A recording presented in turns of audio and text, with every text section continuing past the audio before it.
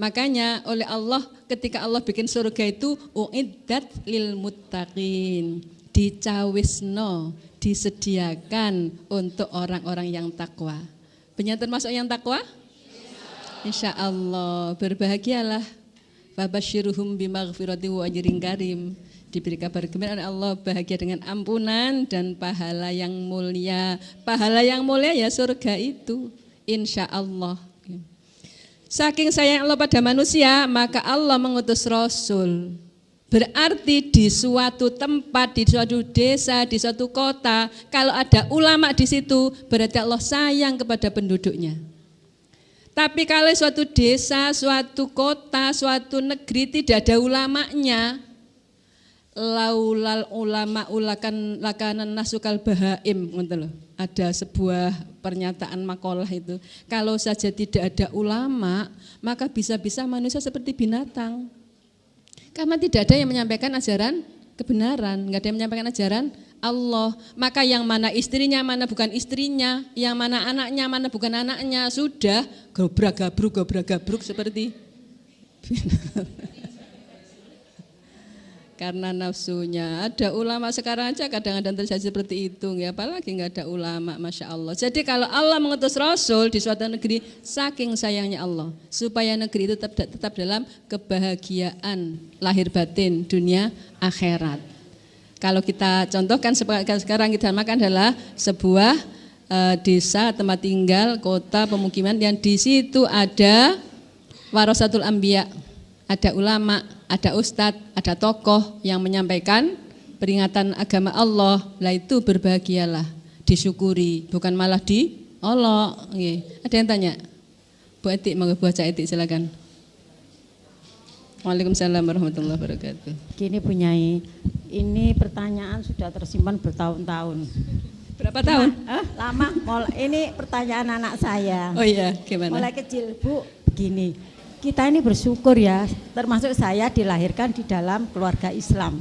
Lah, yang jadi pertanyaan saya Bu katanya, seandainya seorang anak dilahirkan di luar keluarga Islam, terus bagaimana Bu pertanggungan jawab nanti kepada Allah? Padahal dia nggak dilahirkan di dalam keluarga Islam.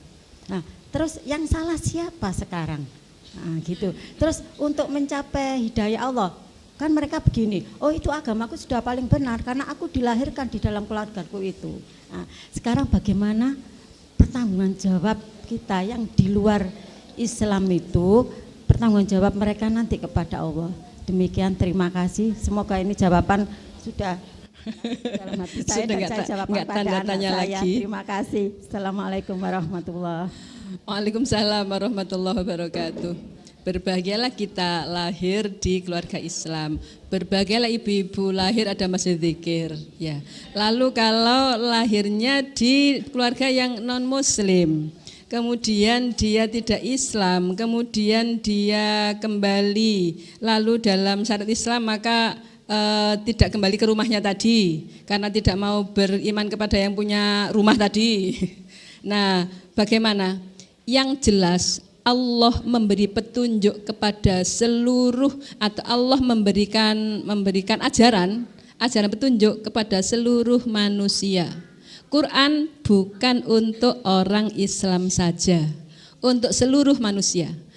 Dia dilahirkan di keluarga apa saja, kalau dia mendengar la ilaha illallah, tidak ada Tuhan selain Allah, itu sudah masuk ke telinga seluruh orang di dunia. Saya percaya kalau la ilaha illallah itu sudah terkumandang seluruh dunia, enggak ada satupun tempat yang belum pernah mendengarkan la ilaha illallah. Karena sekarang kan globalisasi, nggih. Bunyi la ilaha illallah di TV 9 itu di Mekah bisa kok kedengaran. Iya kan? Kan sudah kedengaran semua itu.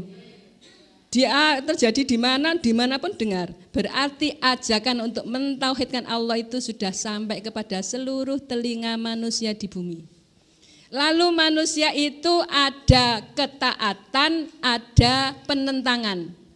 Ketaatan loh, iya ya tiada Tuhan selain Allah. Kalau gitu aku cari tahu gimana sebenarnya Tuhan.